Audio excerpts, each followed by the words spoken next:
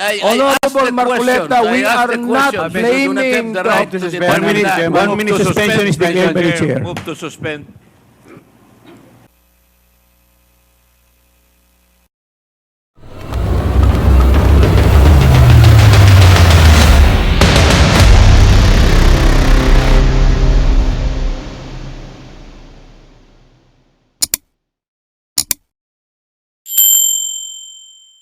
May I request the COMSEC to administer the oath of the invited guests and the resource persons?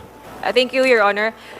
To all the resource persons invited, kindly stand up and raise your right hand, please.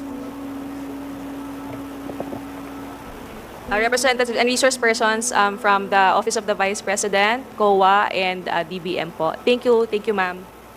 Mr. Chair, Yes, the Honorable yes, Vice when you President. sent a letter to the Office of the Vice President, you attached a copy of the rules Okay.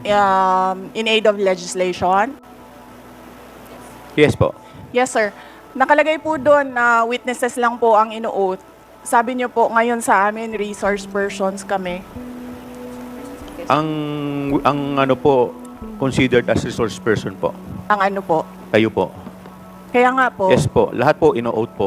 Yes. Apo. Nakalagay po sa rules ninyo, witnesses.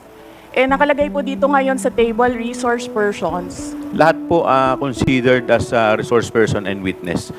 Lahat po naman kayo, lahat resource person pa eh. Wala pa naman po tayong tinatawag na, lahat po considered as resource person pa lang po. Right.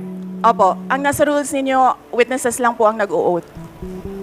Wala po kayong rules sa resource persons.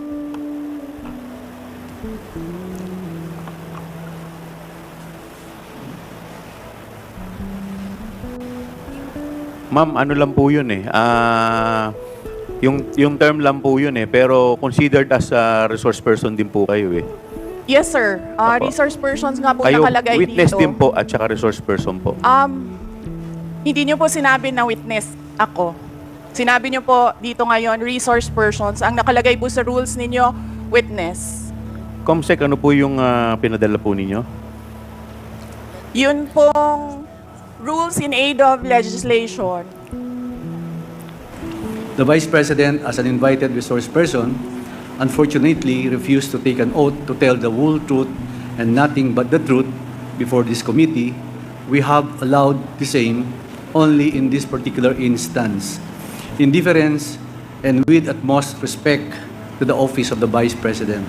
Mr. Chairman, we also underscore that refusal to take an oath before this committee or any legislative hearing in Congress should not be considered as a precedent, as it goes against the power of Congress to conduct legislative inquiries under Article 6, Section 21 of the Constitution, as discussed in the case of Arnold versus Nazareno.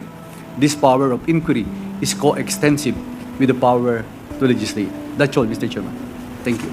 Do you have a number? How many agencies today? With all due respect to the Before Honorable But that is a question I will leave, and I will Yes. terminate But- my manifestation, Madam. Yes, but I will. I I believe, would like Mr. to Chair, that respond. this is still my time. Yes, but I would like to respond to your manifestation, Congressman Marcoleta. Parliamentary Let inquiry, me. Mr. Chair. Parliamentary inquiry What is muna. the parliamentary inquiry of I the would Honorable like to Abante? ask the Honorable Marcoleta, is he rebuking this committee? What is the question, Mr. Chair? Are you rebuking this committee? Why am I supposed to rebuke the committee? I am You not. have been saying things for a while.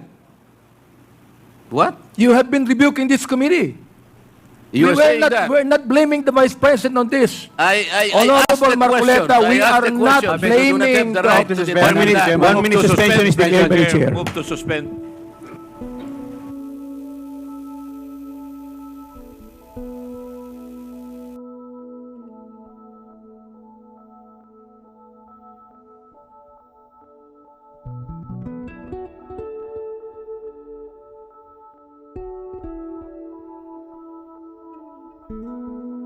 Who are recipients of intelligence and confidential funds, because later on we will also summon them and sit with us. Thank you, Madam Chair, Mr. Chair. Congressman Marcoleta, you cannot move because you are not a member of this committee. It's good that you have raised that, Mr. Chair. I am a vice chair of this committee. On September 4, I was surprised because I saw the journal that I was replaced by my comare. The question is, if I am replaced as a vice chair, does that automatically mean that I am removed as a member of this committee? Before you answer that, Mr. Chair, I think I need some legal basis before you answer that. Yes, your removal from the vice chair, you were removed in a plenary session, House Rules. Now, under Section 28 of the House Rules, it provides that the House shall, upon the recommendation of the Committee on Rules, organize committees, their membership, and jurisdiction. Therefore, your removal as vice chair and member of the House was a plenary action, and therefore, it should be the plenary who should include you as member or as vice chair. Thank you. Mr. Chair, it was very clear that I was removed as vice chair. I was not removed as a member. Because you were There is this distinction between being a member and vice chair. If I Yes, was but- removed as vice chair, but your appointment as vice chair, you were not appointed as member. Your appointment was as vice chair.